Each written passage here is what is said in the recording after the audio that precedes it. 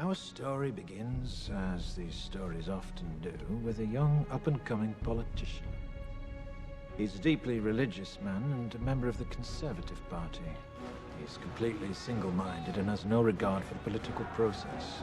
The more power he attains, the more obvious his zealotry, and the more aggressive his supporters become. Eventually, his party launches a special project in the name of national security. At first, it's believed to be a search for biological weapons, and it's pursued without regard to its cost.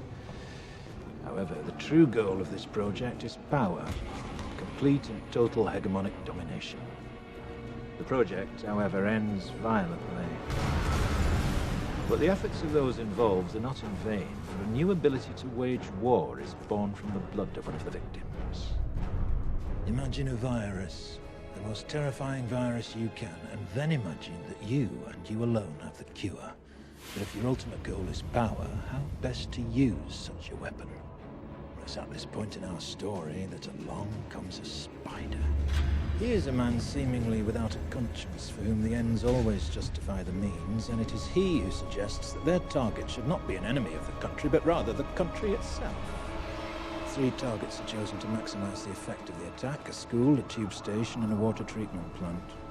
Several hundred die within the first few weeks. That Three Waters has in fact been contaminated. Authorities are attempting to control its deadly spread. Sent a wave of destruction throughout the underground. Fueled by the media, fear and panic spread quickly, fracturing and dividing the country until at last the true goal comes into view. Before the St. Mary's crisis, no one would have predicted the results of the election that year, no one. And then not long after the election, lo and behold, a miracle. Some believed it was the work of God himself, but it was a pharmaceutical company controlled by certain party members that made them all obscenely rich.